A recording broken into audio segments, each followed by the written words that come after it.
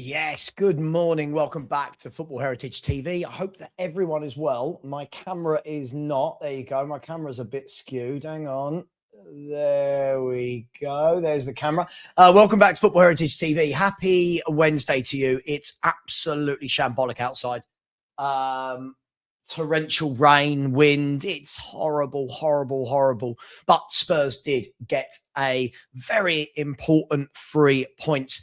First of all, let's just say, please, for any football and sporting clothing, go to OK Jersey, type in the code Savva, SAVVA, not a variation of that, and you'll get 8% at checkout. And at the moment, what they are doing is they are selling these shirts as well. So they are let me show you that a bit longer, by the way. Sorry, that's very rude of me, wasn't it? So at the moment, they are the 25-26 1901 FA Cup 125th anniversary jersey. So please do get over there, make use of the code, and it is what it is. Guys and girls, yeah, look, I'm, as always, seeing a lot of stuff online. I'm seeing a lot of people still not happy. We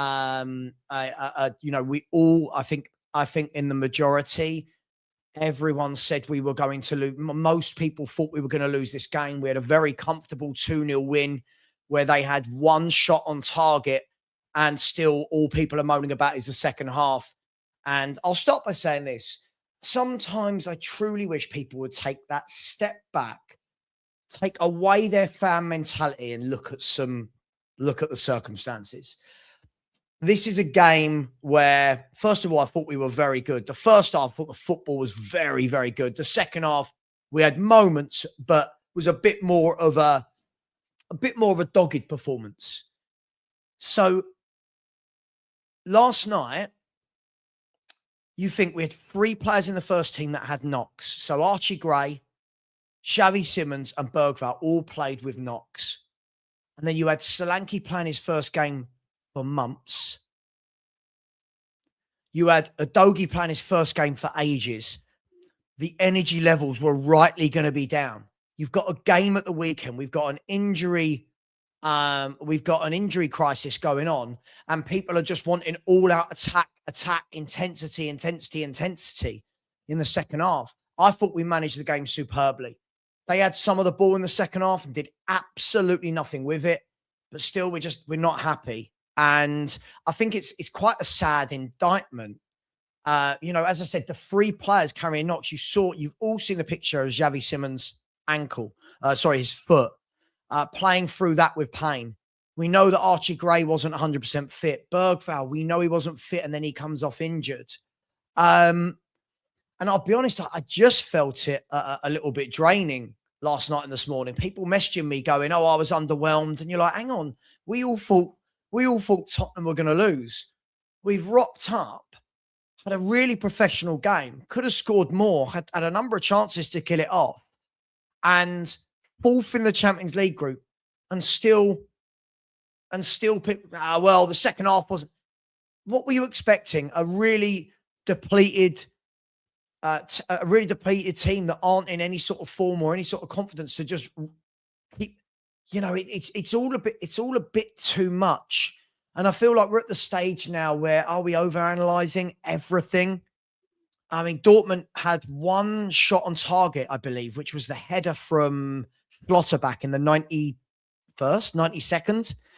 And I feel like, so many people have given credit to it. Let me not just count that, but I think so many people straight away tried to find a negative.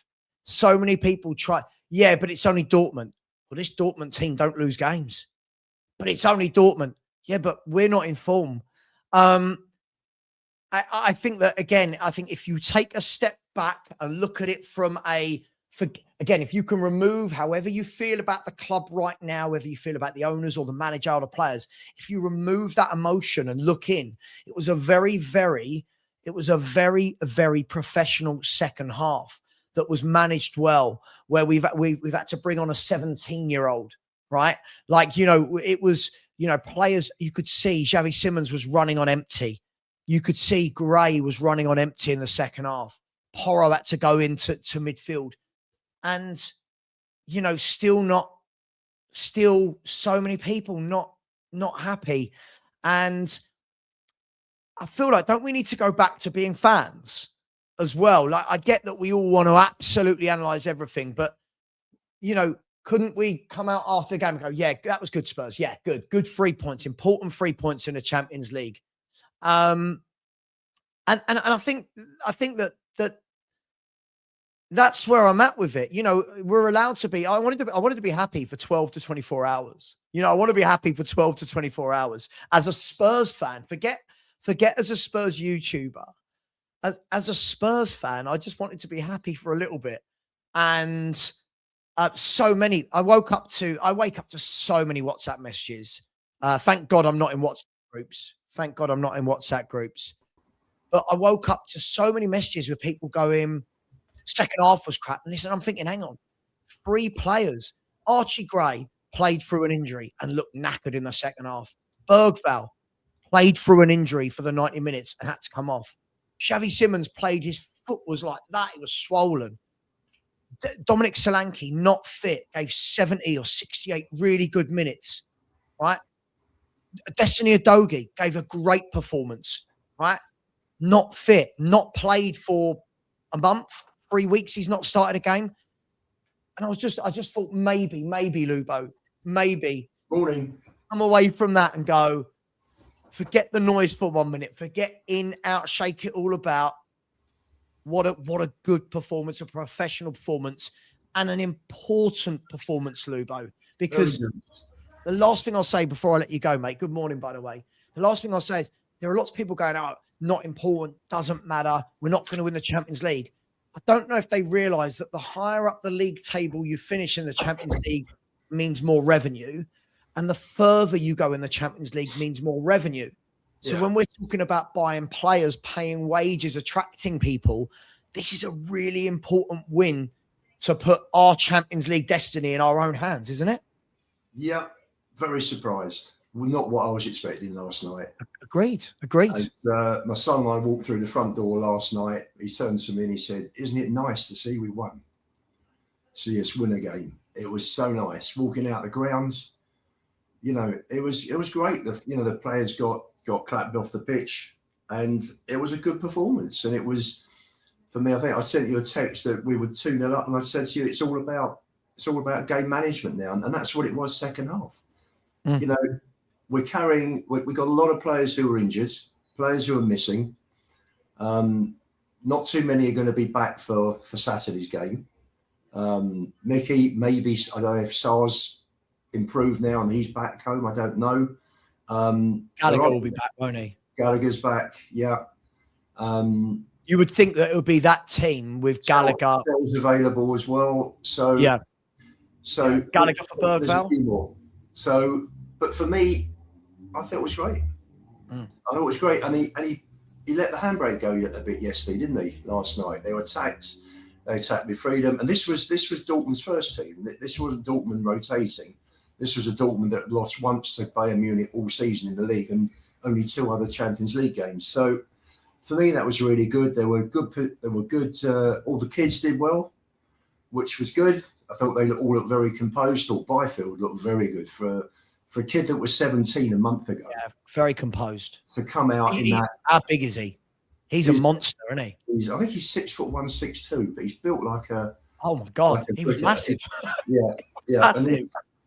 You know, it's funny because I saw a few comments as well.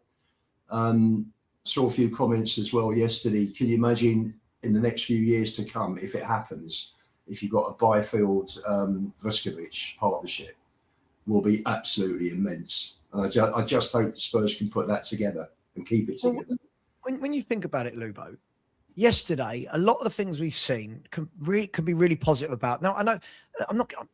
Again, I think it's okay to talk about an isolated game. It doesn't mean that we have to go, oh my God, everything's amazing and everything's changing. But as an isolated game, he got his tactics right. You know, there was a lot of talk around the Tel Solanke decision, but he got the tactics right. There was a lot of talk before the game about this clown, he's playing Spence at left wing. Worked an absolute treat. I thought Spence, that's the best I've seen Spence play. A lot of talk about it should have been Porro right wing and Spence at right back, or it should have been Udogie left wing, Spence at left back. You know, a lot of talk about Xavi Simons from the weekend. And again, I thought there were a few players last night that really answered, hey, you were really poor Saturday. You need a performance tonight. And they did. The intensity was there. I thought the game management was there in terms of with the limited options he had. And more important than anything, Lubo, home win, clean sheet. And now that's 4 Champions League wins at home and 4 clean sheets in the Champions League at home. So just a little bit of respite, and it was nice. It was nice to see. Well, it was good. Morning to everybody on the comments. Yes, Gray, in answer, Gray did have a very good game yesterday, which was nice to see. You could see he was running out of gas in the second half. He looked tired. He looked really tired. Yeah. But he played well. And it's interesting because we didn't hold the ball second half like we did first half. We were in complete control. You saw the stats at half time. I mean, they had an XG of 0. They hadn't had one shot the whole of the first half. Yeah. And to be fair, second half, they had the free kick that went miles wide, and they had the header that you would expect Ricardo to tip over. And that was it pretty much. I can't remember too much else that they had for all their possession that they had. Nothing. But, you know, what was good was Frank had a choice, and he took his choice was to leave Moani out. That could have been taken as a risk because the guy, whatever you say, has got European pedigree. He hasn't shown it for us apart from PSG, but he left him out. He played a back 3. He changed it around a little bit. So full marks to Frank. You know, he thought outside the box. And where's that performance been for the last 3 months? Sure. From the players, you know, all of a sudden they decided to turn up yesterday. I think it works both ways. Where's that been for the manager and the players? It's got to go both ways, right? Yeah. No one should be exempt from criticism here. And I think it's what we said all along, though, Lubo. Like, a lot of people have messaged me this morning saying, well, why can't we do that every week? And my answer is always the same. I think that top players are capable of doing that week in, week out. I don't think we have top players. So I think you're going to see games where we raise to that level. And there's going to be games where they can't. And that's the difference between top players or not. But what it did show for me is that the players are very much haven't down tools. You know, even in the second half when we didn't, I mean, saying we didn't have a lot of the ball, we still had like 46, 47% of the ball. It wasn't like we gave them 70% possession, but we worked so incredibly hard. Porro was everywhere. Great. Much better. Cutting his legs off, you know. Odegaard was absolutely fantastic on the night. And I know we analyze everything to the nth degree and we're all guilty of it, but I just feel like it would be lovely that everybody who made a positive last night had to caveat it with, but Frank still needs to go. Like every single positive was caveated. It wasn't Frank. It like Abby Summers is on TalkSport going, Frank was forced into that. And you're like, but he wasn't. Frank wasn't forced into picking Solanke over Tell. Frank wasn't forced into playing Solanke over Moani. He wasn't forced into playing Jed Spence at left wing. He could have played Moani there. Do you know what I mean? So I just feel like we can never seem to be football fans for 5 minutes. Do you know what I mean, Lubo? Football fans rather than pundits. I think as a fan, I was listening on the radio coming home, TalkSport, and there were 1 or 2 people that were having a moan. And it's like, why have a moan? Just enjoy it. This is probably the best performance since Man City in August, and it was an important performance. You know, I went there. We did our predictions on Monday night, didn't we? Yeah. On the Spurs 5, and I said 3-0 Dortmund. Yeah. So how wrong was I? Well, I think most were wrong, Lubo. Yeah. I mean, most were wrong. Was it Sean or Snell went for a draw? One of them went for a draw. I think Sean went for a draw. I think Sean went for a draw. But apart from that, we all went for a Dortmund win. Yeah. And no, that was really, really good. Really pleased. And let's hope Burnley's the important one. You know, win, lose or draw. Yeah, last night we were pretty much in the playoffs.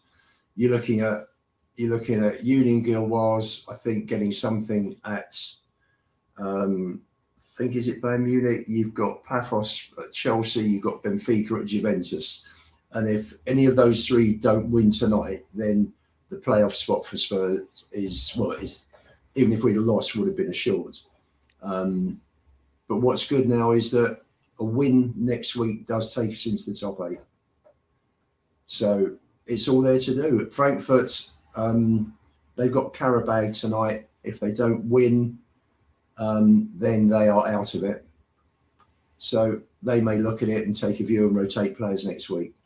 So it's interesting. It's just, nice to see a win, nice to see a good performance, clean sheet as well.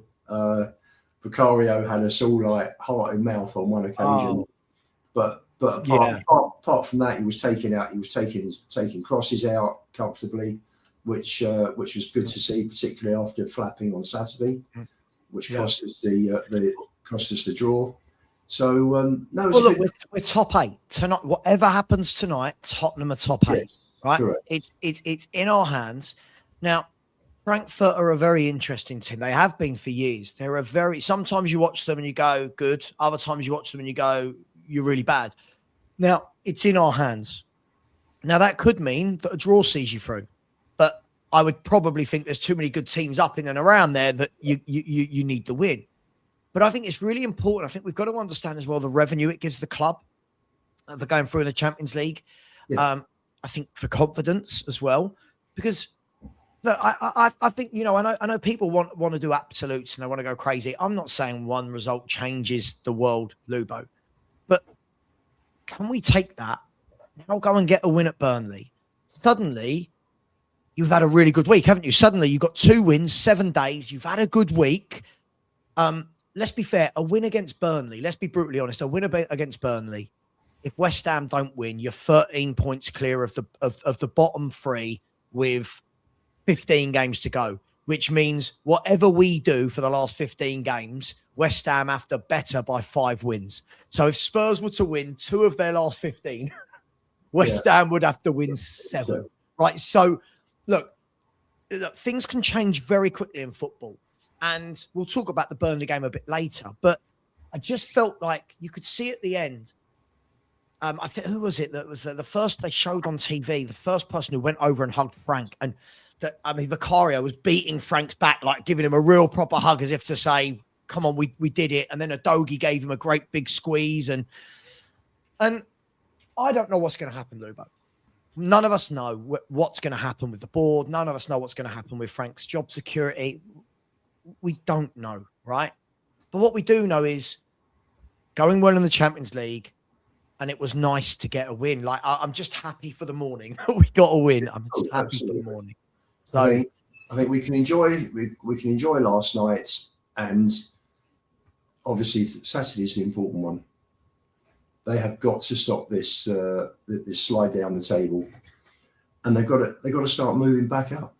Yeah, But it's interesting now. Udogie, I thought, had an excellent game, first game back.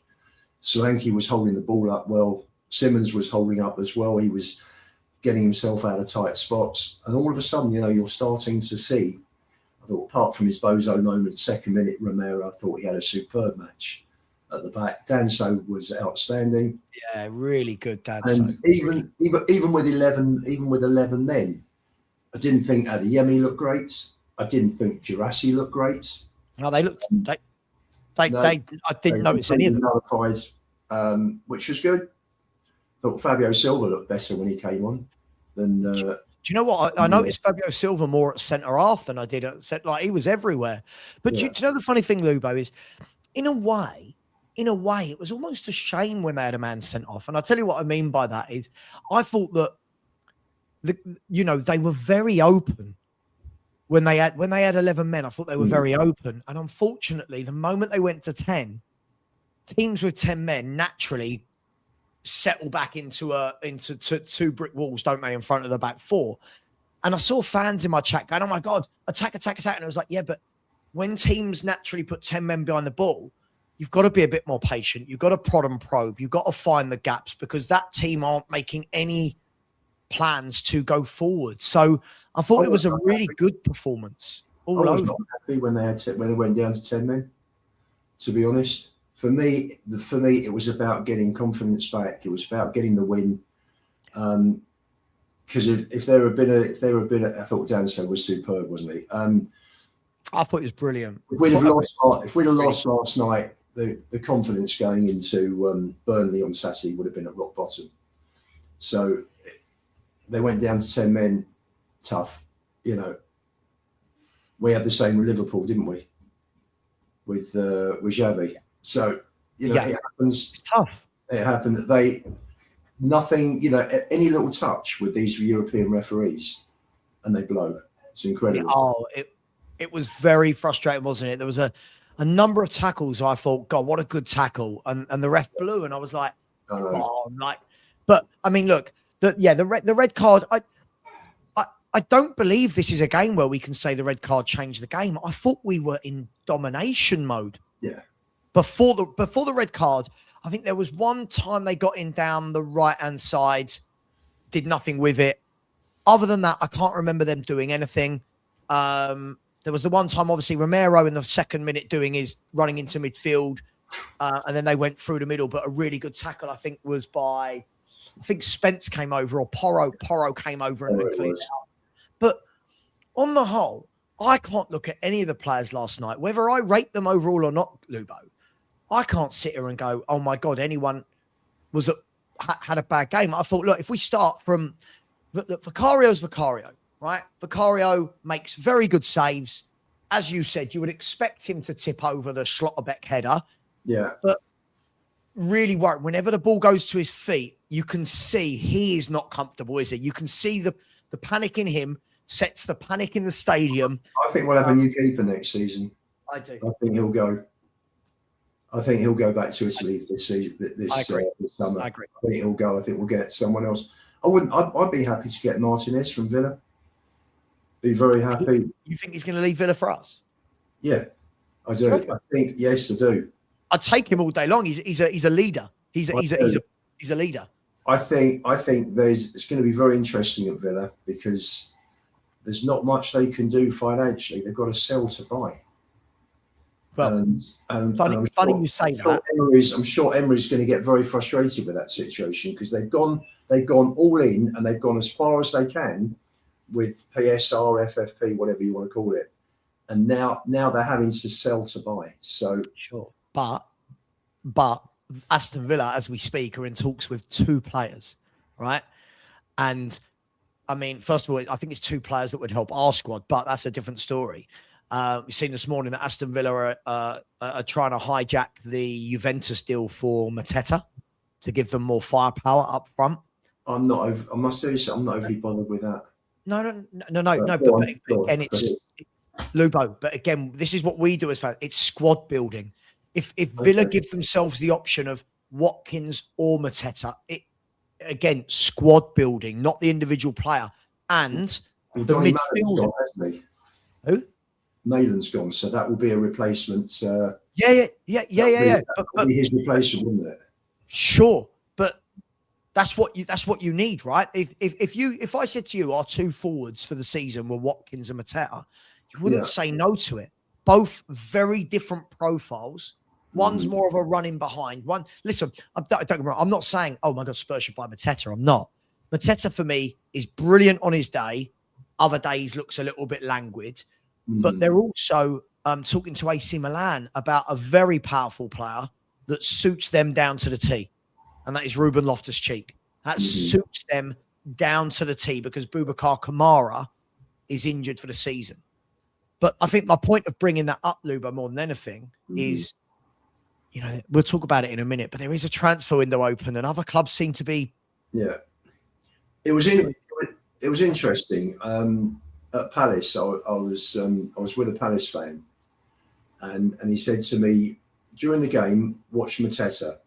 His first touch is absolutely appalling. It's dreadful." He's an enigma, isn't he? It was awful. It was awful. And for me, listen, we've been spoiled with some great centre forwards and great strikers over the years. Yeah. So for me, if we're going to buy. We need a couple of top strikers. It's one of those situations where like we came up from the after relegation, and Birkinshaw went out, I think, a couple of years later, and he bought Archibald and Crooks in one summer. And that's the sort of situation we need. Strikers of that quality, both to bring them in straight away, fading the next 10 days, which looks unlikely. Bring 2 good strikers in the summer, and I think you're looking at a much better, more potent strike force. Because at the moment, it's not functioning. Maybe with Solanke coming back, it's going to improve. But you look at it, and 3 of our 4 top scorers are defenders and defensive midfield. So, but Mateta, absolutely, that's not one. If he went to Villa, I'd just shrug my shoulders. I wouldn't want him at Spurs. I'm not worried so much about. I mean, look, he's 10 times better than Mawani, but I'm not saying that about Spurs. It's just again about Villa makes solid signings. Again, without it ever being amazing, without them ever buying the flashiest players in the world, they buy solid signings. And again, we'll sit here and go, no, I wouldn't want him at Spurs. Villa will kick on, and then we'll all look at Villa again and go, why have? And I'm not saying it should be Mateta, but they just go for sensible. And Fabrizio Romano this morning has said that, what did he say? He said, Jean-Philippe Mateta and his camp have informed Crystal Palace about his desire to leave the club. Following talks with Villa and Juventus, Mateta hopes for January move. And again, I think this is the thing. Have you noticed we turn our noses up at players that bigger clubs than us are getting? And I worry because, again, I must make this clear. I worry not because it's Mateta, but I worry that we don't manage to identify these types of players. We don't manage to like for me. Not saying this window because we've got Gallagher, but like a Ruben Loftus-Cheek, he's just a very good, solid, powerful midfielder that drives with the ball. If Villa get that to replace Boubacar Kamara, that's a superb signing. It's a really good Unai Emery type signing. Anyway, look, let's move on to. Can I just answer Josh in the comments? Sure. Was Mawani booed for not chasing down a ball? Spence instead sprinted and won it. I didn't hear any boos, but we're quite high up and along the side. But Spence called for that ball. Spence gave a call, Mawani left it, and Mawani could have been offside as well. So for me, that was sensible.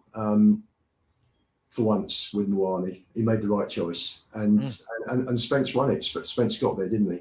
Yeah. So yeah. We'll get to Mawani. We're going to go through the players. We'll get to Mawani. We will. Porro I thought was brilliant. I thought he was brilliant at right back. I thought he was brilliant bombing forward, and I thought he was really good and a really calming presence when he went into centre mid, and his energy really helped out. After Bergvall went off, Gray started to tire, carrying a knock, and I thought Porro was brilliant. I really did last night. And again, I've been a big critic of his. I thought he was very good last night. There you go. Jimbo, have you booked your hotel in Budapest? Yeah. Look, I thought Porro was great. I mean, look, we talked about the centre halves. I think Romero and Danso just solid. Just did their jobs last night. Other than the moment where Romero went into midfield, and I'm going to stop going into midfield. I thought they were brilliant, the two of them. Danso wins everything in the air, doesn't he? He's a beast. And I tell you what, that for me is a really underrated signing that Spurs have made in the last couple of years. For all the signings I don't rate, I think Danso's your perfect squad defender. Yeah, I really do, Lubo. I think he deserves a lot of credit, right? Absolutely. I think he's apart from Bodo, where we had a nightmare on that surface. Yes. But then so did the whole of City's defence last night. Making our point in Bodo look all right, isn't it? That result for Man City last night. We were 2-0 down as well. Danso's very good. I'd like to see him keep 3 at the back now. I really would. I think he's got a framework now, and I think he should take that into Saturday's game. Don't see any point in changing. To Did be we honest play with free? I think we morphed into a free at times, but I you. don't. No, I mean, it was very much a was back playing. four. No, he had Danso on the right, Romero in the middle, and Udogie on the left. We were literally high up. You can see the whole thing with Spence and Porro wide and Fair enough. wing. Fair enough. No, Fair they definitely played three at the back. Definitely last night. Well, look, whatever it was, it worked, and it was nice to see because that could have gone horribly wrong. I mean, there was a lot of people. Everyone's a tactical genius before the game, and I saw many people saying his decision to play Spence there. But we'll talk about Spence in a minute. Destiny Udogie. Yeah. By the way, yes. OK Jersey do have the anniversary FA Cup anniversary 125-year white shirt if anyone is after that. So yeah, just as go below, go to OK Jersey and use the code Savva, 2 V's. My guy at OK Jersey always says to me that he can see people are trying to type in Savva with 1 V. If you 1 V is not going to work, you need 2 V's. Trust me. By the way, whenever I get post through my front door, it always looks like sour when the 2 V's are together, Mr. Sour. Lubo, I thought Destiny Udogie, considering he'd not playing for a long time, I don't know where he got his energy from, but he looked really good. Going forward and defensively, I thought he looked really strong last night. I think they all came out. They're all up for it, and they're all on their game from the first minute. And it was just a good performance. You know, at last, you know, it doesn't make up for what's gone on. Far from it. No. And they've got to get their heads down in the league now. They've really got to start putting out performances like that week after week, because what we've watched is absolute rubbish. You know, I'm sure he played 3 at the back at City, played 3 at the back against PSG in the Super Cup, and it looked very good. And, you know, where you've got the strongest area of your team is at the back, then utilise it. Play 3 together. You've also got, on Saturday, you'll have Dragerson on the bench as well. So if there's anybody with a knock, if you play a back 3, Dragerson slots in. So you got 4 centre-backs there. You've also got Udogie, because obviously Mickey will come back in on Saturday. Who does he play?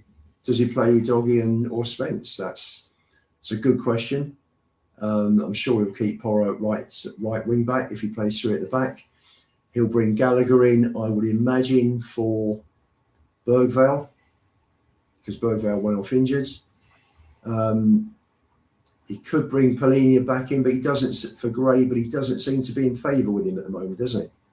Well, he's in. Well, do you know what I heard the other day? I think he played the other day. First game in how many? Yeah, but I heard the other day from somebody. I heard from somebody who works at another football club that the reason Paulina's not been playing isn't because he's out of favour, that he is carrying a knock, and they're very worried about it. And then that when he played the other day, he's aggravated the knock. And again, I think this is a really important. Lubo, I don't know if that's true. If it is, I think it is a really important note before we all jump to conclusions all the time as to, oh my God, he's not starting him or he's not. Sometimes there are reasons behind it. Do you know what I mean? Sometimes we have to trust that the manager and the medics know what they're doing. Obviously, I know there's little trust at Spurs right now, but I think midweek, I think at the weekend he'll go Basuma, Gallagher. I think Gray I thought was very good yesterday, but I think he had a knock. You could see in the second half his engine started to go. Bergvall, wouldn't risk it now. We've got so many injuries. If I wouldn't risk it with Bergvall. Because he doesn't have Basuma or Gallagher next week in Frankfurt, does he? So right.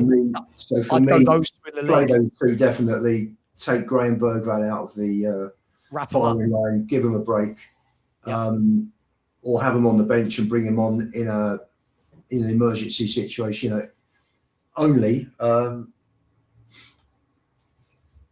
keep your players who are, you know, would you play Dragerson on Saturday and not Danso? So, you know, that's another point he's got to look at if he's going to keep a back 3. So he's got a few choices. it'll be nice to have a few choices, right? Because we haven't had a few choices. But listen, I'll give Gray his credit. I thought in the first half, especially, I thought him and Bergvall really acquitted themselves well. Obviously, I think their game became a bit easier when the team sat off them. I thought the first 25 minutes with 11 v 11, I thought they were first to every ball. They pressed everything. They, without being spectacular, I thought especially, I actually thought Gray, his passing was much better in the first 25 minutes than Bergvall, less erratic. I think Gray did what I want long as well, and hitting long balls as well. Which I thought both of them really. I said before the game, it's a big game for them. Let's see what they're made of, and I thought they really stepped up. And I felt sorry for Bergvall actually, getting the injury, but needs must. And hats off to Gray. Listen, it doesn't mean I have to say, oh my God, I think people are amazing. You're slowly coming round. I did say you. No. But you're slowly coming round, mate. You're slowly coming round. That's okay. That's okay. Sometimes this doesn't matter if you get there. It's how you finish. Look, I think as well. Look, we've got to look at the two wide men. Best I've seen Udogie play. Full stop. Best I've seen Udogie play for club, for country, for Burnley, for Spurs. Best I've seen him play. End product. Running at his man. Beating his man. And I don't know whether or not these two found it. I think this was a deliberate plan, right? With the back three, we knew there was going to be space to get in behind, like what teams normally do to us. Getting behind. But both of them made the absolute most of it. Both of them took their men on, and you could see that the two defenders on the right and the left, they were scared of Udogie. They were scared of Jed Spence, and it was brilliant. It was lovely to watch wingers going past their man. It was lovely to see. I loved it. Yeah, this was the Spence we saw at Forest, which we've been waiting to see. And Udogie actually killed his fullback, didn't he? Just killed him. And put those two chances on a plate, didn't he, for Romero and Solanke? And that's what you want. That's what you want. Do you know what I liked about the second assist? No, the first assist. What I loved about the first assist was he was trying to volley. He skied his initial attempt at playing the ball. Yeah. He mishit it. And then it goes over the defender. And what I like is he didn't switch off. He carried on going, then squared it back. And do you know what? I'm somebody, Lubo, that I've not been a big fan of Udogie. I can't sit here after one game and go, oh my God, I think he's amazing. But if I see that, if we see more of that regular, it doesn't have to be every game, but if we see more of that, that gets me as a fan on side. And I've not seen that from him before. I thought he was really good. Last night. Do you know what? There have been flashes through the season with Udogie. There were a couple of bits. There was a lovely swivel and turn that put Xavi going through midfield at Leeds. There was a lovely bally, same game he put through for Udogie. He's done bits and pieces through the season, and his game is improving. You can see improvements. And last night, listen, it's with kids, it's all little steps, isn't it? And so long as they're making those little steps, then that's progression. You don't expect a player to suddenly go from there up to there in like 3 months. It's gradual, and this is why the whole "who has Frank coached better" argument. It doesn't happen in 3 to 6 months. It takes time. It takes a lot of time. Yeah, not Frank, by the way. Any coach, coach. It takes them time to see things. But look. Can we talk Jed Spence? Listen, can we? Let me bring you in, Manny. Morning to you. How are you, sir? 2 minutes. Sure. I'm good, man. I'm good. I had a situation yesterday. So basically, I was and Aaron, right, about going to the game yesterday. Sure. And then on Monday at midnight, I decided, you know what, Manny? Listen, just go to this game, buy the ticket. Get yourself involved, support the team. I was like, okay, cool. So in my mind, I had bought the ticket, right? So I finish work, hurry up, get to the stadium, I think 5 minutes late. I scan my QR code. It goes, meh. I was like, what? Oh no. Then they're like, oh, let me try again.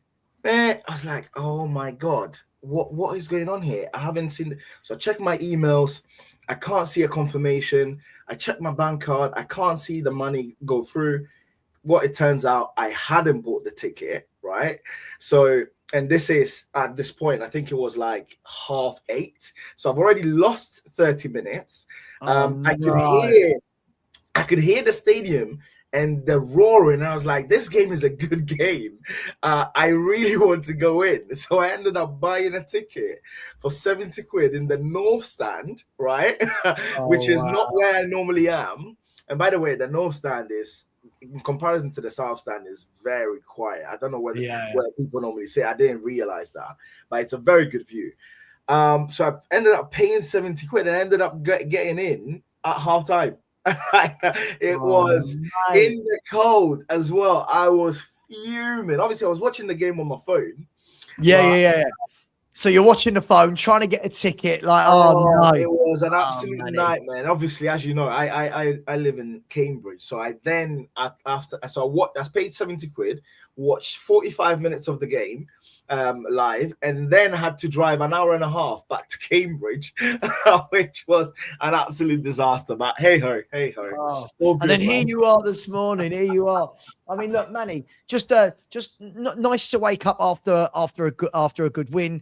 And look, let me start with you, because I'll start on this conversation. Actually, they're showing it right now on Sky Sports News. There was a lot of vitriol towards Frank before the game about his decision to play Jed Spence in a forward position. There was a lot of, he's a clown, he's an idiot, he's a mug. Yeah. He'd rather do this than play a 17-year-old winger. What's he doing? Why is Mawani not playing? And sometimes, doesn't it show us that sometimes that managers have a plan and it works? Because I thought he was excellent. 100%. But also it shows that sometimes, like I don't think that game, to be completely honest, was a game to play a 17-year-old in the first place. And I think Frank recognized that, right? So I didn't see, as I said, I was in a massive hurry to get to the stadium, so I actually didn't even see the lineup up until I was trying to buy up until we started playing the game.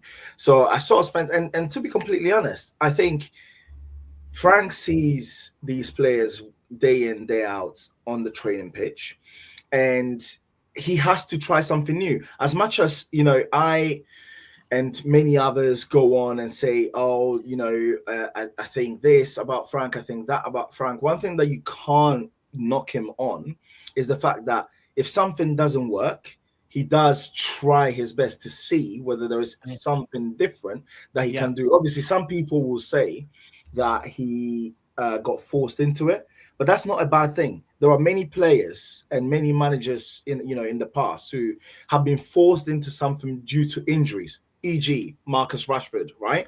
And Louis van Gaal, whereby they get forced into a situation, and then because that, whatever the counter works, and because that works, they're able to hop onto that and catch onto that and push onto different levels and do other things. So I don't think it was a bad thing. As I said, I didn't have an opinion before because I didn't see it, but I actually thought it was a great positive. It was a positive because it was a must win. But at the same, we had to win, but it was a must not lose game, right?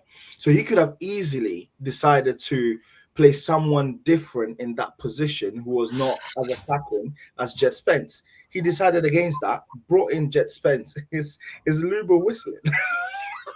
Yeah, apparently he is, yeah. Oh, I love Lugo, man. And he's still whistling. Whistling. I know. It's piercing through my speakers. It's piercing, it's like a really sharp sound.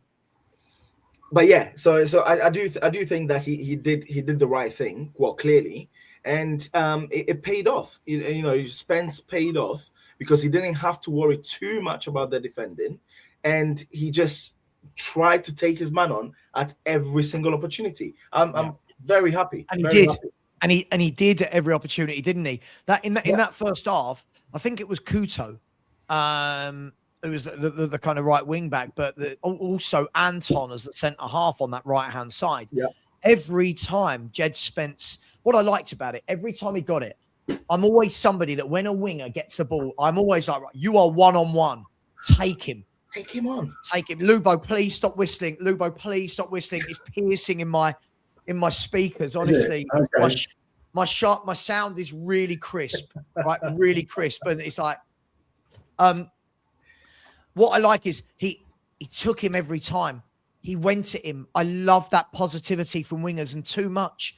For years, we've seen this at Spurs. Our wingers get the ball, cut inside, 5-yard pass back. Pass back, now, yeah. I get it when you need to do it, but yesterday, Spence for me was powerful. He was taking him on cleanly. He was taking him on through the legs. He was cutting inside. He was going on the outside. It was really, really good to see. Now, I think it's really important to know that doesn't mean that every game that's going to work.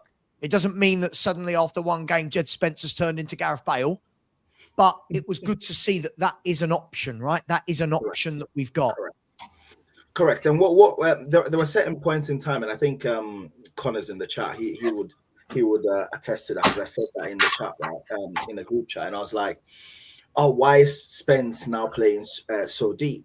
But actually, obviously in hindsight, when I'm thinking about it, you actually start thinking, actually, it's a great option to have, because your formation then becomes quite fluid, right? Because you play Spence as the left winger, and if things are going a bit iffy, you can slot him into the left wing back position, and he can still do a job. So I do think, and I know you guys would have spoken about it, but from my perspective, yesterday was a massive kudos to Frank from the perspective of the team that he brought in, how hamstrung he was, the fact that we weren't playing Slavia Prague here yesterday, guys, by the way.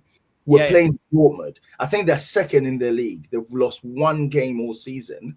So that was a tough game. I don't care what anyone says. Their 3 defeats, Manny, were Bayer Leverkusen in the Cup, Bayern in the league, and Man City in the Champions League. That's their 3 defeats this year since August.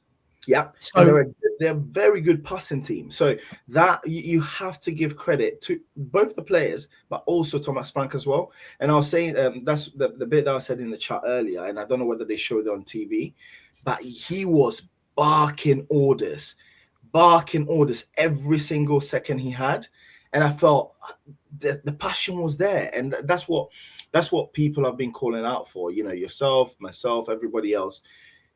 You know, show us something that we can hold on to. Now, I do understand what people say, so, you know, with regards to the fact that we in some of the games we have seen this, and then it's reverted back to typing another game, and I do get that. But the hope is that Burnley comes along, and we can show something, so that slowly but surely it changes people's minds in the interim, and hopefully can change the people's mind in the long term. That's my hope. You know what I mean? So, but yesterday, loved it. Listen, Lubo, I know you need to go in 2 minutes, so just quickly before you go, I just want to get your take on this, because I know your take on last night's game, but I don't want to lose sight of the fact that there is about 10, 11 days of the transfer window to go, whatever it is, 12 days. Yeah. And we're starting to see Bournemouth today have captured another player. You know, Villa are signing players. We're starting to see clubs above Man City are buying players. Why are Spurs not active in this market? Why are we not buying footballers? I don't know. Listen, we got time. We definitely need 1, probably 2. We're not going to get any more than that, that's for sure. Just to strengthen. I think last night was a sign for the future, but I think we need more quality in now. Let's see what happens. They must surely be looking at a few players. Can't believe they're not. You'd like to think so, mate, because let's be brutally honest. As much as we talk about as much as we talk about we've got time, again, the games are ticking away. The games are ticking away, and the more time you don't have the players in, the more time we're forced to play. Look, last night, ideally, you don't want to play Graham Bergvall if they're carrying knocks, or Simmons if he's carrying a knock, or Udogie if he's not fit. But I can't ever remember a match where we've had so many absentees. Can't ever. I think 14 in total. Never ever seen that. I've seen 10, 11, 12, never seen 14. Can't remember anyway. So listen, I'm ending on a good note, positive note. Last night was very good. Nice to win. Nice to win at home. Yeah, as well. Very.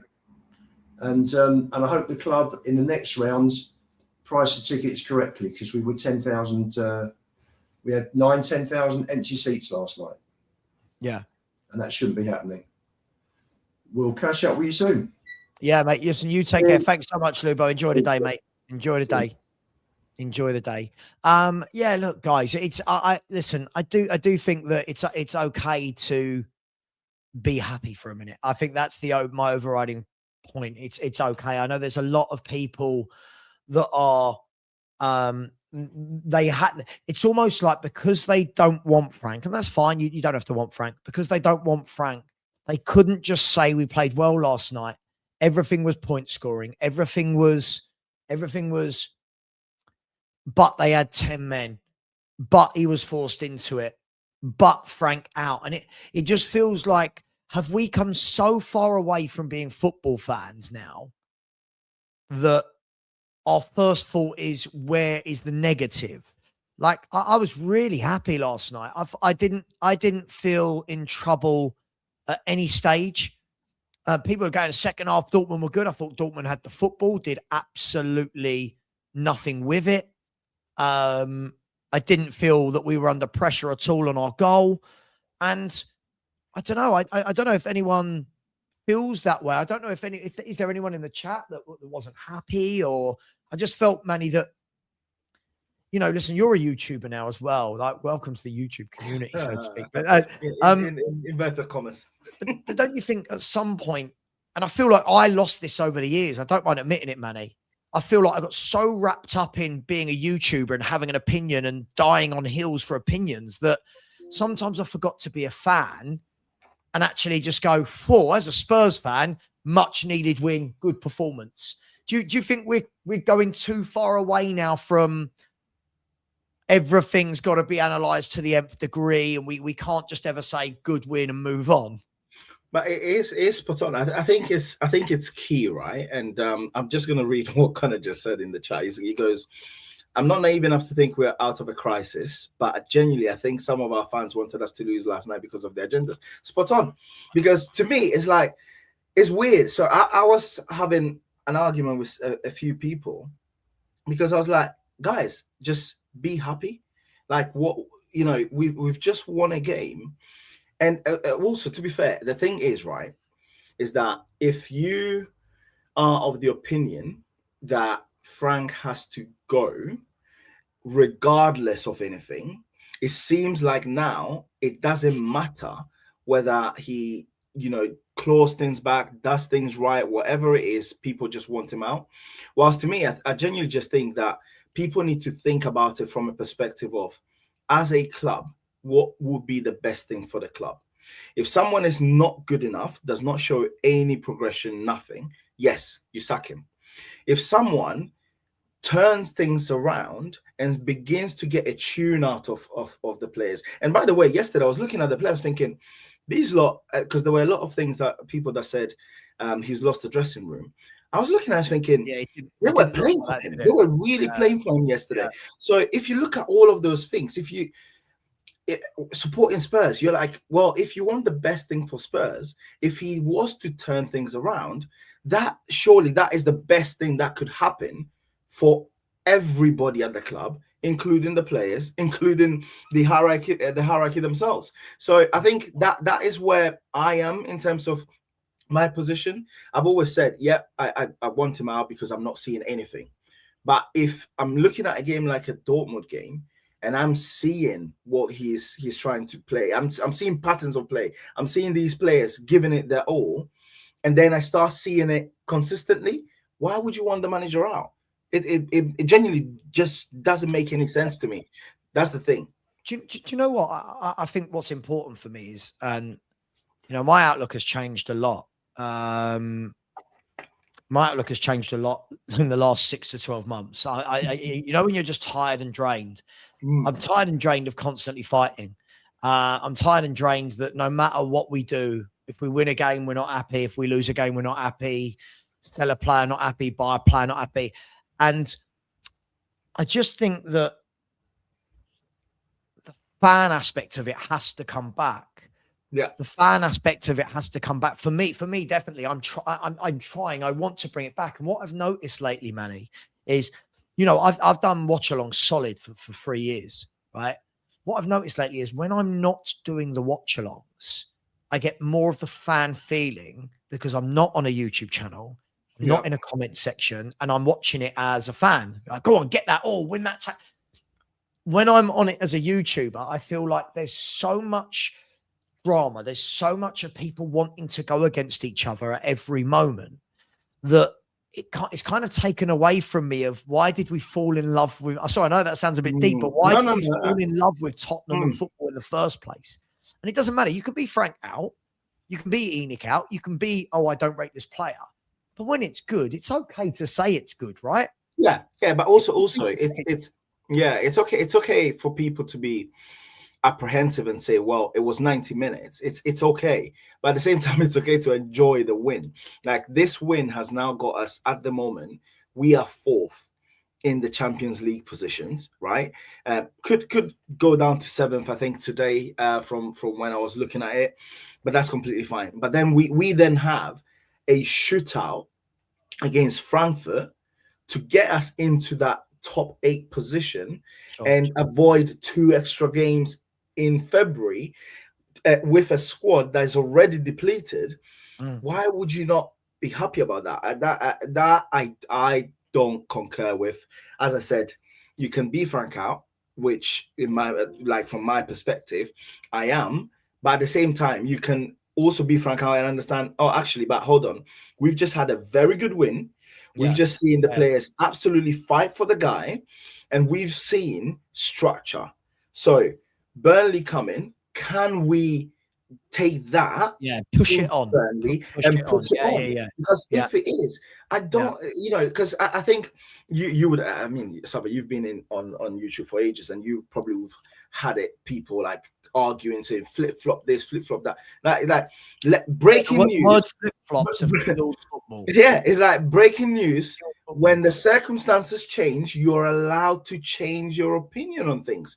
It's understandable. Like, that's where I am. But obviously, I understand that there are a lot of people that feed off negativity. I think the interesting thing is, for me, is it's like when I see the term flip flop being used. First of all, I think people are using it wrong. Flip flop means you go back and forth, not that you've changed your mind. I think it's okay to gather evidence, change your mind over a period of time. I think it's okay to, as you said, Spurs winning last night. Why does the overall picture have to be about Frank? Isn't it about Tottenham Hotspur? Yeah. Right. It's okay to say, got my doubts about Frank. It's okay to say, like I've said, I think he needs to go for many reasons. I'm not like, oh my God, out. I think Frank needs to go because I think he's lost the fans. Yeah. Can he win them back? I think there are so many people that are so far gone. I don't think he can. Do you know what, Manny, though? If he can win those fans back for the rest of this season, fair play to him. Absolutely fair play. 100%. Maybe this is a one-off game and we go to shit for the rest of the season, right? Maybe this isn't a one-off game. It's a catalyst and we slowly but surely start to get some of the players back and you go, actually, everything's not as bad as we thought. It's actually calm and we kick on next season. I don't know.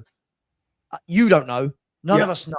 What I do know is I found it really sad. When I finished the stream last night, I make a point to myself when I finish the stream to not really do too much on YouTube, like with the comments with YouTube shows. And all I got sent was this thumbnail of a person, great win, but Frank must go. This person, good win, Frank's still shit. It's like, it just felt really sad to me that we couldn't enjoy a Champions League night. And Manny, it was important. People are saying it doesn't matter, we're not going to win it. If that's the case, if Champions League games are not important because we're not going to win it, Manny, then why does anyone care where we finish in the league? If the answer is always going to be, well, we can't win that tournament anyway, don't worry about it then. Do you know what I mean? Well, people should realize, right, that we're in the Champions League at the moment. We are not benefiting from the Champions League money yet.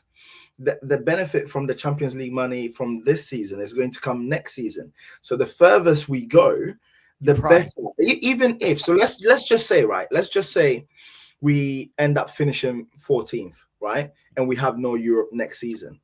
The further we go this season will most likely determine how much we're able to spend into next season to try and propel us into that position next season. So it is very, very important that we try and go as far as possible. We in my opinion, we're not going to win it, but the money that you get from from going further in this competition is essential for how they're going to be planning their budgets for next season. So people need to understand that bit. So yesterday was very important, and every win in this competition pays you out a lot of money. It pays you out a lot of money. So I think it is important. I think people need to be very happy, in my opinion, be happy about yesterday's game. I'm not saying change your mind over yesterday's game. You can be apprehensive, as I said, because it's happened before. But I think people need to, just live a bit, and be, just don't be too narrow-minded into your own opinion and your own world whilst we're playing this game, Isn't Daryl right? Isn't Daryl right here? He says that his energy is on the window. And do you know what? That's kind of where I am at the moment. I've, as I said, over the years, my mindset has changed massively on so many things. I'm so drained, Manny. I'm really drained of it. I'm really drained that every time I have to come online, it's drama, it's fighting. It's, as you know, that's why I'm not in any WhatsApp groups. I can't be bothered with it. It's just too much, right? My energy, like Daryl's, is okay. Bigger picture. Bigger picture is not Frank. The bigger picture is Spurs have got a depleted squad, and we are seriously lacking in many areas. Where are the signings? And that's where I think the energy should be right now. I can't dictate. You can't dictate. No one in this chat is going to dictate if Thomas Frank is kept or sacked by this board in the next week or two. We're not. We can all have an opinion, but the board have shown they've stuck by him through some. After West Ham, I'll be honest, I'm surprised he's still in. I thought it was gone. Yeah. I was there. We can't change that. No. So for me, I want to look at the bigger picture of Tottenham Hotspur for once. I want to look past Jose, past Conte, past Ange, past Frank, and I want to go, right, what are the owners doing to make us sustainable, no matter whoever is the manager in charge of this football club? But when I say that, it's, well, you didn't say this about Ange, and it's like, oh my God, like but that's the thing. Falling out of love with football. I don't mind admitting it. Yeah, people struggle to separate the two, right? And I think the most important thing, from my perspective, a lot of people judged Ange very harshly at the time, and I actually think you've said that on a few streams of yours, that you felt that, oh, you know what, on certain occasions you felt I actually might have judged Ange a bit harshly on things. But I feel like people actually find it very hard to separate or segregate the conversations between, well, what was said under Ange, what is being said under Frank, whatever it is, to, oh, actually, hold on a second, but we're on the 21st of Jan with ownership who are not backing the guy that they are saying to us is the guy that they've chosen. And I think that is key. And they keep doing this year in, year out. Me and you had a conversation about this, whereby I was stating that, in my opinion, they should have backed Ange Frank, regardless of how difficult this window supposedly is, only for Tottenham. Because if you are a serious club, you recognize that you want to push this team on, and at the same time recognize that you might get a few signings wrong, but we will go again in the summer. Because that's the bit that I feel like is key for change and is not changing. And I know people are going to shout about the example I'm going to use now, but Chelsea, they go in the January transfer window, by Madueke, by X, by Y, by all these players. Come summer, they're like, oh, actually, you know what? We made them. It helped us at the time, but for the long term, we want someone else. But that's how for. And I'm not even going to say for a big club, for a club that knows it's in a sort of crisis. That's what you do. You buy now, worry later, because just because you've bought 3-4 players that have helped you in the immediate but might not help you in the long term does not necessarily mean you can't still plan and engage for the long term anyway when it comes to the summer. And I think that's what people really need to so we've lost sight of bigger picture. I'm as guilty of this as the next person over the years. I think we're all guilty of this. That's why I finally got to this stage. One of the things that I know a lot of people get onto me about, oh, you wanted Frank. But what they seem to always forget is one of the things that I said in the summer was I wanted a reset. It wasn't just bring in Frank, the world's amazing. It was bring in Frank, back him, give him time, give him transfer windows. Now, it doesn't matter, Manny, that the word is Frank. That word could have been Iriola. Sorry, that name could have been Iriola. That name could have been Xavi Hernandez. What's important for me is that the club have a reset, have a plan, and know what they're doing. But when I'm trying to talk about this, and it's just all, Frank. It's like, cool, I get it. People go, you wanted Frank? Yes, I did. I'm not making any two bones about that. I didn't say, Manny, that I wanted Frank with one transfer window and 6 months. That wasn't my proviso. As I've said, the next manager who comes in, I won't be saying, right, you got 6 months. It will be, is there a plan? Are we going to back this guy? And you're right. The Chelsea's, right? These clubs that need reinforcements, they go and get reinforcements, right? Yep. Chelsea at the moment, short at centre-back. What are they doing? Is it 65 million they're bidding for this? Is it the guy from Rennes? Yeah. And Spurs, we need forward reinforcements. It's great that Udogie played well. And by the way, sorry, Chelsea it's a private equity, by the way. Private equities are in there for the money, and they're just spend. So we've genuinely got no excuse, absolutely no excuse. Well, you look right now, right? So Aston Villa. Now you could say they're replacing. Let's say they got rid of Marlon and they're bringing in either Abraham or Mateta, right? Boubacar Kamara's gone down injured. They're bringing in. They're trying to bring in Ruben Loftus-Cheek, right? Other than that, Aston Villa don't need loads and loads of work done on them. They've got a nice squad. They've got a healthy number of centre halves, good options at fullback, good centre mids. They've got options, right? Yeah. You look at Man City. Man City needed options. Bought Gueye, bought Semenyo, right? Like buy an option. You then look at Spurs and you're like, great that Spence played well last night. Great that Udogie played well last night. But we are screaming out as a football club. Again, remove Frank, Manny. It doesn't matter if it's Frank, or it doesn't matter if it doesn't matter if they ring you up today and you're the manager tomorrow, Manny. You need forward reinforcements, right? Yeah. Right now, that is the thing for me is Spurs, and hopefully, I've always got to caveat this. Hopefully, that is what we're doing behind the scenes right now. But where are the signings to say, right, you know what? Even if we're only planning to keep Frank till the summer, here's some more players to help you to the end of the season, but they are good players that the next manager will be able to pick up and utilize anyway. We're not doing it. What we've done is replaced, by the way, I love Conor Gallagher, no problem. What we've done is go, right, Bentancur's out for the season, right, let's bring in Gallagher. But where's the attackers? But also something, by the way, I think because yesterday people were talking about how well Gray and Bergvall played, right?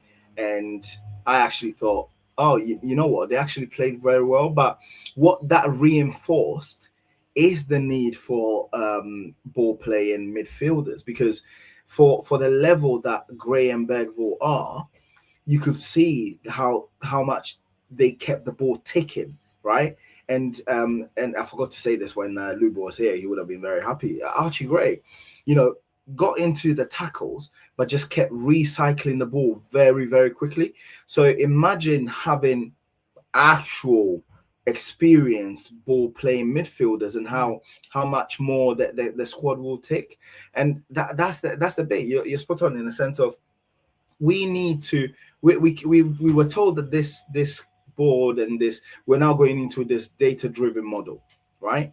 Where are the players from this data-driven model? Because if we keep having to say, like you said last time in the chat, these unattainable targets, if our list of players that we have to purchase are all unattainable, we have a problem, because clearly we've got a list of players that we're never going to get. And so what is the plan B?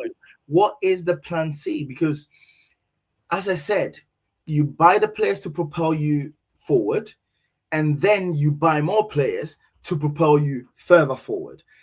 It can't just be a case of, right, we want Savino's not coming, so we can't bring anyone in. Like no serious club will operate in that way. And someone in the chat said, someone in the chat mentioned Mitoma. Mitoma has lost a little bit of form in terms of Brighton, but he's got the quality, and he is a proven Premier League player. So again, there are players there. I'm not here. I don't want to hear this excuse of. Do you know what it is? They're not big fancy names though. So let me give you an example, Manny. Right, let me give you an example, and I want to show you something. So this should be. Bear with me 1 second, mate, because this should be interesting, right? Now, if I show you this, right, would you say that this is a good progressive passer of the football? Right, if I showed you this. Right?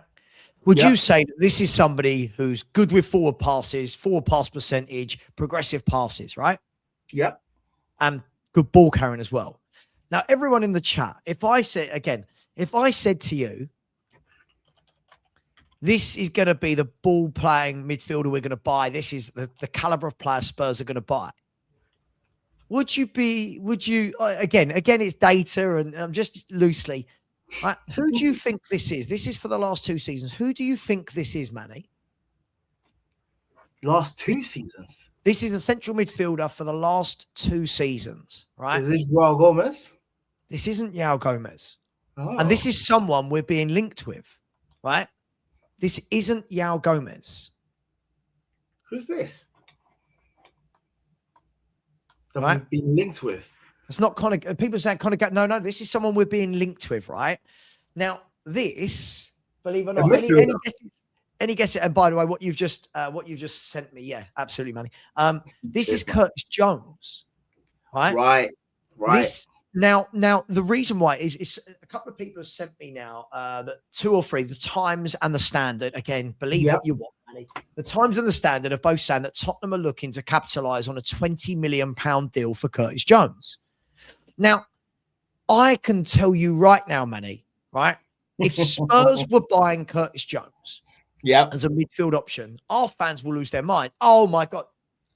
I like him. I like Curtis Jones as a footballer. Yeah. I think if you've got Paulinho, Gallagher, Curtis Jones, Basuma, then you've got Bergvall and Gray as the youth players. Then you've got Simmons, Kulusevski and Maddison as the... I think it gives a bit of option. 100%. 100%. Look at that forward passing. Look at that progressive passing. Look at those ball carrying skills, right? Yeah. This is the sort of signing, I'm going to say it, Manny, right? This is the sort of signing that an Aston Villa would make. Yeah. We'd all go, nah, wouldn't get in our team. But then we'd all go, oh, why are Villa doing so well? Solid, Premier League proven, played for England. Again, no, spot on. Like, and I think Villa. First and foremost, I did hear about the links to Jones about a week ago, probably. Someone put in one of the chats that I'm in, and I was like, I really do like him because he seems to be a very tidy player that can actually pass the ball. And then he's also had the experience of playing in a team such as Liverpool during their title winning years. So he's soaked in the experience from better players as well. But the point you're making about Villa is actually a good point in the sense of, and that again, I'm not stating to be a saint here with regards to these things because I do that too. I remember when Tielemans was a free agent, and I was like, oh, nah, Tielemans is not that. He's not the player. He's not that guy. He can't. He's too slow. He can't cover the pitch. And then obviously you watch him now, and you're like, well, it's quite clear the reason why I'm not in football and I've got a 9-to-5 day job because he is a very good player. And then when you watch him for other teams and you realize, Boubacar Kamara, I think either they got him on a free or they got him on very, very little amount of money. Like all these players, even Daniel Marlin, very good player. And you look at all these players and you think, and this is the reason why, going back to the point I was making, it cannot, because I saw someone else say this, right? Is Curtis Jones a needle mover? What is a needle mover? Yeah, because for Spurs, who is a needle mover? Because unless if you're thinking about us going to get Rodri right now, like when City got Rodri wasn't Rodri. You know what I'm trying to say? And I think that's the point, is the fact that we as a club, and I'll quote this great man who's in charge of Spurs. If we don't take risks, that's a risk, right? And that applies to a transfer window. We need to take the risk of bringing in more than we need, and then worrying about who we don't need from the people that we brought in. You know what I mean? So it's. I just want us, as a club, to act like the revenue that we bring in. I want us as a club to act like the profits that we bring in. I want us as a club to act like a club who's been in Europe for 15 out of the last 20 years. And that is crucial if we don't want to keep sliding into this abyss that we're currently sliding in. Like, I just, you know what I mean? Like, a manager should not be in a position, and I could go through loads of managers, right, with regards to this. Ange, same. Frank, same. A manager should not be in a position where he has to play Jet Spence as a winger. It worked yesterday, but he shouldn't be in that position.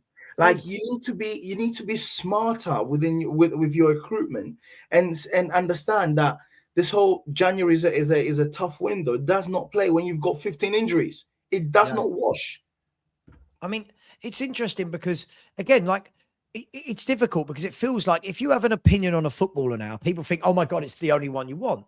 If Spurs went out right now and bought Curtis Jones, I've got no problem with that. Now, Manny, that doesn't mean that I think Curtis Jones solves all our problems. It doesn't mean that I don't think we need forwards and wingers.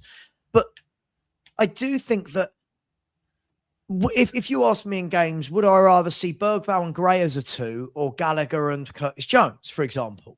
I just think, again, good squads have numbers. They have good experience. And again, when you look at Curtis Jones here, like we can say last year in a season where Liverpool won the Premier League, this guy played 46 times for Liverpool in a season where they won the Premier League. This can't be a bad footballer, right?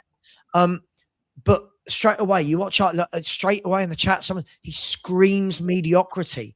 Are these people not seeing that we're having to play Sarr and Basumas and Grays and like again, I think if we were a better run club, we'd be able to bring these players in without so much hype or expectation around them. They just settle in. As I said, if Curtis Jones right now moved to Aston Villa, he'd just slip in effortlessly because he'll be able to play the way they want to go, right? By the way, I'm not saying, oh my God, must get Jones. I'm just going with what the reports are. Or everyone has a go at me, Manny, right? But it's another one. Like Villa at the moment are looking at Ruben Loftus-Cheek. You watch him, powerful, good on the ball, athlete, experienced. We seem to have a problem with everyone we want to sign. Yeah. we seem to have a problem with everyone we want to sign. I would take this boy all day long. Yeah. Doesn't mean it's all I want, but I would take it. I really But would. also he solves the homegrown quota issue as well, right? Which you do need within the squad. But again, it goes, and I think the reason why people use Aston Villa as an example is because they are not the elite of the elites, right? Aston Villa is not Chelsea. Aston Villa is not City. Liverpool. Aston Villa is not Arsenal and Liverpool, right? Yeah. However, if you look at even from a midfield perspective and the options that they have, again, I keep going back to the same point again. Tielemans on a free, Abubakar Kamara on a free. They got Onana, who everybody was slating at Everton, right? They got him in. But what you can see is that they've got mid-level, so not top-level players, mid-level, a lot of mid-level players that has given them options, right? But bring in also quality, which is why it's not just about, sometimes you need bodies in your squad, in your team. You need bodies to carry you through a 60-plus season. I like Rihanna. A 60-plus season, right? Which is where we are as football teams now. Football teams now, especially when you're in Europe, you play so many games, midweek weekend, that you can't afford to have a small squad. Bring the squad in, figure out how to deal with, shedding people later. See, again, and when I see comments like exactly, we want to challenge Arsenal, City, not Villa. Like you've got to, you can't just go from here to there. You've got to build. Manny, I would love game changers. I would love when people throw names out there. I would love game changers, but the harsh reality of it is the real needle movers, the real top players, Manny, realistically aren't looking at Spurs right now and going, that's my number one destination.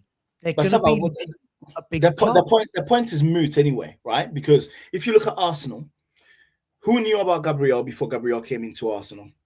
Who knew about Saliba when Saliba came into Arsenal? Agreed. Who knew about we all knew about Odegaard, but Odegaard was pretty much a bench player for Madrid. Well, he wasn't even getting into the bench, right? And everyone laughed when they got him. Who knew Martinelli when Martinelli came in? Everyone laughed when they got Havertz.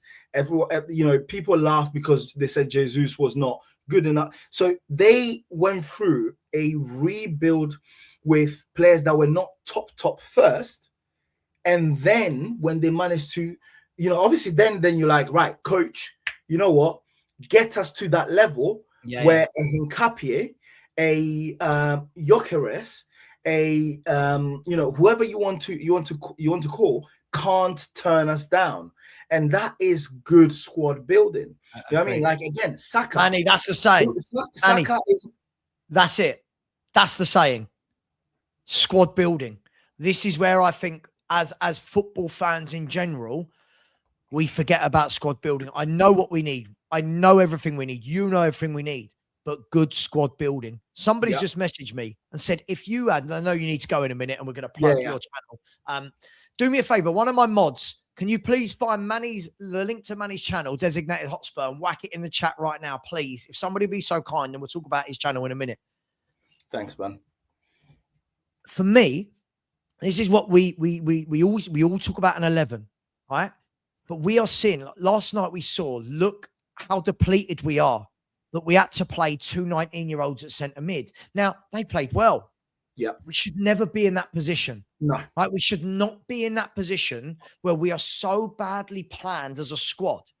Now, for me, this is the frustrating thing. Top clubs wouldn't be going, just Jones or Gallagher. If we had anything about us right now, we'd go, okay, go and get Jones. If you had Jones and Gallagher to your centre mid in a window, that's brilliant. Yeah. But now show me a winger. Now show me a top winger that goes with that. And if Spurs bought a top winger and got in Jones and Gallagher, and you go in the second half of the season, hang on, you've got Paulinho, Jones, Gallagher, Basuma's back and playing, right? And then you've got the three behind them of Sarr, Bergvall, and Gray to whatever level people rate them. Yeah. Now you've got a better winger. Solanke's back fit. Suddenly it starts to look a little bit stronger. Then in the summer, right, go again. Let's remove a few of these centre mids. Go and buy your top ball playing midfielder, right? Yeah. Now you've got Jones, Gallagher, Bergvall, top ball playing midfielder, Paulinho, couple more forwards in the window. Suddenly, you're building and you're growing. But what makes me laugh about our fans, especially fans like this, right? First of all, I don't know what the word meaty means, right? I'm guessing it doesn't mean something good. But again, Liverpool win titles, Champions Leagues. For years have been playing Curtis Jones. Not good enough for Spurs. And this is where I always struggle, Manny. I always struggle. No one's... I heard this in the summer. Grealish, not good enough. Rashford, he's not good enough. Yeah. I remember when we wanted Nathan Ake a year and a half back ago, not good enough for Spurs. Livramento wasn't good enough for Spurs. Locatelli's not good enough for Spurs. None of these people seem to be good enough for Spurs. We all think we can get better. But yet these bigger clubs have these players. And I'm struggling to understand the logic. How are Liverpool playing a Curtis Jones? Yeah. But we wouldn't want him in a squad at Tottenham Hotspur.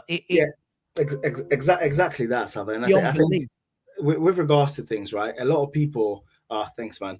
A lot of people are going to say to you, even Guehi, right? Guehi is a City now, but he was a Chelsea reject. But the point being is that sometimes, we first and foremost, we can't.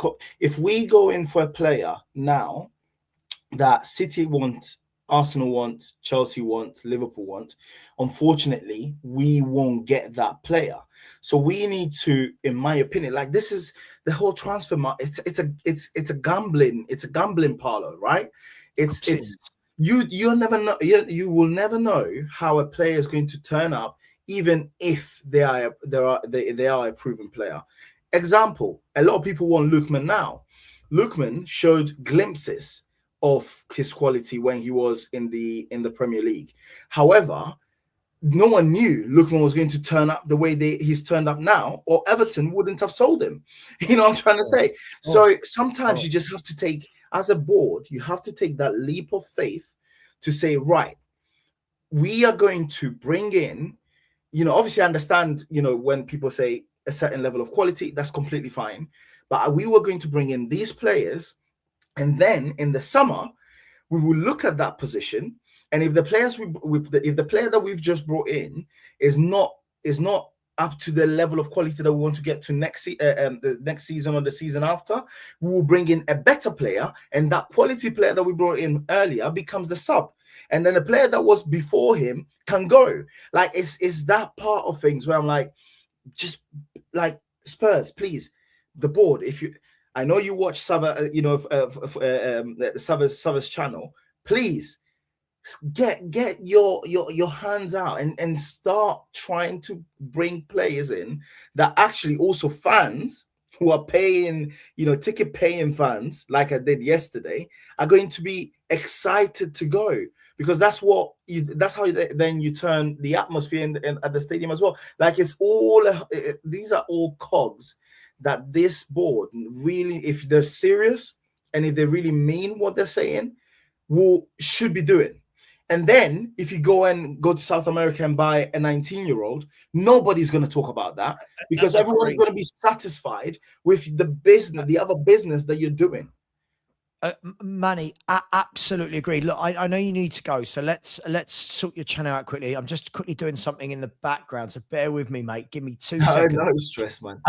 Look, I think you're right, and what I find hilarious is that same Ringo guy in the chat saying he doesn't win your titles. I mean, we are so far off winning titles. The people like Ringo, unfortunately, are probably, I'm going to say it, sorry if this offends him. I must be a teenager that has played Football Manager and has taken Tottenham to win a title in one summer, right? Or do you know what I mean? Like I always get people I played Football Manager. Yeah, I led Spurs to the title in year 1 and Champions League in year 2. And you're thinking, that's brilliant, but it's not real life, right? You have to build a squad. Look how long it's taken Arsenal to get to a position. And unfortunately, they are going to win the league. I mean, if they don't from here, it's the biggest collapse ever. Right? Look how long it's taken Arsenal to build what they've built. But we got fans like Ringo going, yeah, but Curtis Jones don't win you leagues. I hate to break it to you. Curtis Jones played 33 Premier League games last year as Liverpool won the league. Isn't that the most backwards thing ever? Look, I love this. I love when I get people like this. He took Antonio Conte done it. Yeah, Chelsea with Eden Hazard, Cesc Fabregas, right? Yeah, but this is before they finished mid-table. They won the league, right? So it's not really comparable in the first place. But I think it's really, really, really important. And I think from that perspective, majority of the fan base, not everybody obviously, but majority of the fan base should be aligned with the fact that regardless of anything, this, like last summer, again, the profile, the profile of the player that they tried to get, I was happy with, right? They've shown that. Then this January, it seems like they are really struggling, but they really, really need to help this team. They really need to help this team. Yesterday, the stadium was not even full, but you could see the passion from Spurs fans when we actually seeing good football and we are trying to do something. There is a lot, like the history is rich within Spurs. They should really, really, really be honing in on that and doing what they can to get us back up into those positions that we used to be. Because if not, a lot of this fan base is going to say, "What is the point?" Yeah. So that's where I am, mate. Just before we let you go and talk about your channel quickly, I just think it's crazy. I think any mature fan can clearly see that we are so far off. I mean, first of all, we haven't won a title since 1961. Let's clear this up, right? Like, let's not talk like, oh, well, we won it 5 years ago. Like, we are so far off winning titles that no one should be talking about that now. Right now, what we should be talking about is, right, how do we position ourselves to get back into being a top 4 regular? How do we position ourselves there? Right, okay, we've achieved that. Right, how do we build now from being a top 4 regular to we want to gate crash the title race? But when people are going, yeah, it can be done in 1 year. Curtis Jones don't win you leagues. It's like, no one's saying Curtis Jones wins you leagues, but one player doesn't win you titles, right? No. Let's be fair. Let's be brutally honest, right? If I'm going to be really harsh, well, Harry Kane didn't win you leagues. Sure. Right? Sure. You know what? And Harry Kane's world class. Harry Kane doesn't win you a league, right? So Curtis Jones doesn't win you a league on his own, but Curtis Jones, how many medals do you think Curtis Jones has got?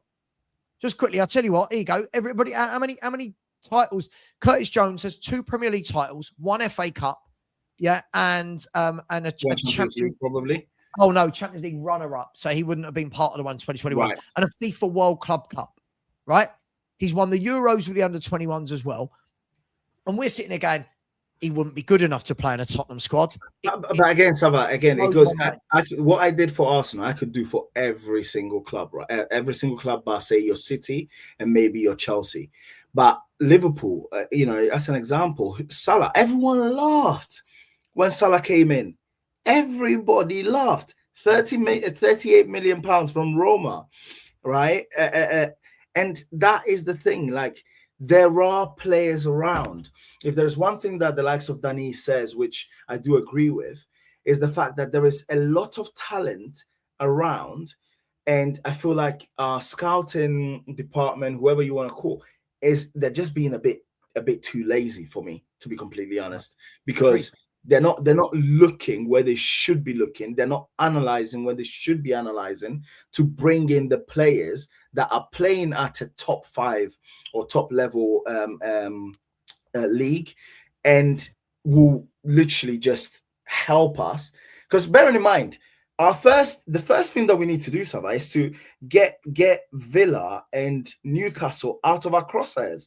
Because at the moment, if all of us were to do a top top position to the 19th or 20th position in the league for next season, I don't think many of us are going to, well, if any, are going to have us above Villa and Newcastle. So we've got a lot of fight on our hands at the moment to get Villa and Newcastle out of the way first before even thinking about the top four. I think they are clear in terms of squad building and where they are. Maybe Chelsea a bit of a wobble, but they are clear. Do not look at Liverpool now and think that that's always going to be Liverpool, because they're going to spend. They spend £500 million in the summer.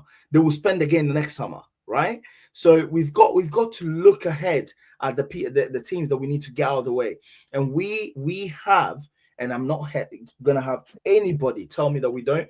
We have the money to buy ourselves out of it. So Vinay should stop this whole sustainability. We've been sustainable for 25 years. Yeah. I don't want to be more sustainable in regards to things. Just look, do your job and help the guy that you said is your guy. Help him. Because yesterday there was a feel-good factor, and I pray that he brings it into Burnley as well. And it's something that continues, because if he does, this board need to get him some players. I'm sorry.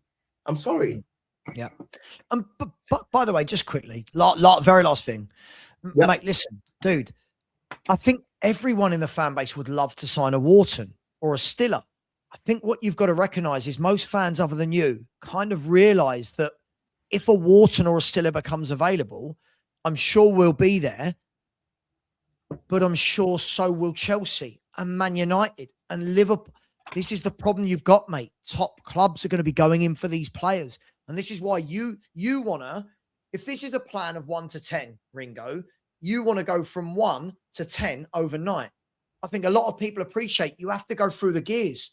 You have to build it up slowly. So when you're saying, oh, Villa and Newcastle have overtaken us, mate. We need to get back to that level, then go again. But Manny, listen, I'm going to kick you off, and not in a bad way. Listen, people in the chat, I'm going to set a task. There's 675 people in the chat, right?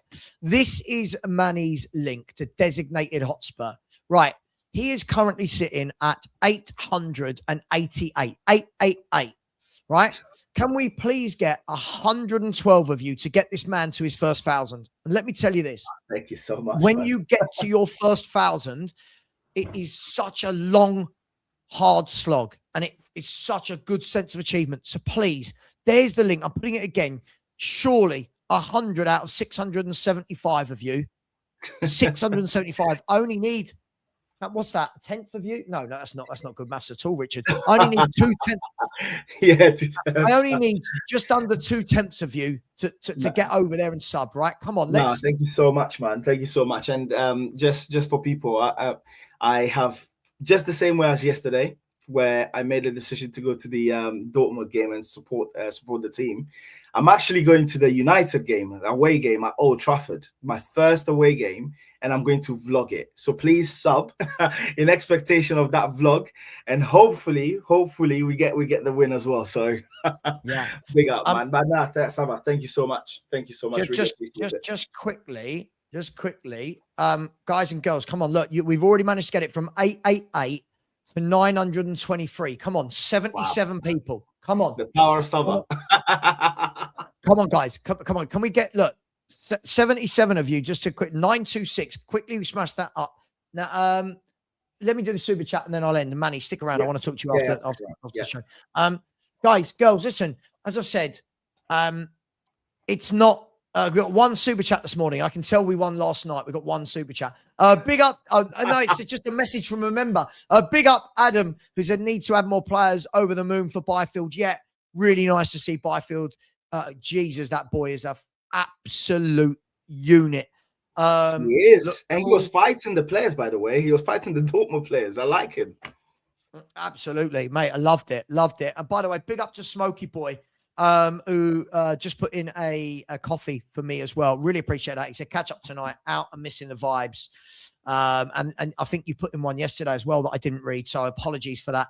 The coffee time, me old mucker, you've been busy, bud. Listen, thank you so much, Smokey Boy. Really appreciate that. Guys, as I said, help out the YouTube. Big up Phil Coys. Thank you, Phil. Really, really appreciate that. Look, by the way, guys, I know what will happen. People will go away from here and say, Savva said he thinks we should get Jones. No, Savva said, I'd be happy if we get Jones. Doesn't mean it's my number one option. Doesn't mean we don't need to buy forwards. But Michael Bridge has just said on Sky Sports that Tottenham will be busy in the last 12 days. Guys, you've managed to get money up to 948. Please, as I shut this show down, please, can 52 more of you please go over, subscribe. He's a great guy, lovely bloke, really good content, calm, down to earth, complete opposite to me in every way. But please get over there and subscribe. Take care, guys. I'll be back later on with a different type of show. So watch out for that. And yes, I will phone Coover. Yes, I will phone Coover. Take care. Much love. And as always, come on, you Spurs. Oh, no, hang on. I haven't sent over. Please, sorry, I haven't sent over. You redirected. Yeah, God, I didn't redirect. That is absolutely awful. And I promised Kate and Jim I would. Please get over to Kate and Jim and subscribe to them as well. And please follow their channel. They're going live in 9 minutes. Kate and Jim, go live now. Go live now. Where are they? Can I find them? Here we go. Tottenham, East past Dortmund. Yeah, there they are. Go live now. Go live. Can't tell you anymore. Go live. Thank you very much, everyone. Much love. You've got money to 960. Come on, guys. Much love. Take care. And as always, come on, you Spurs.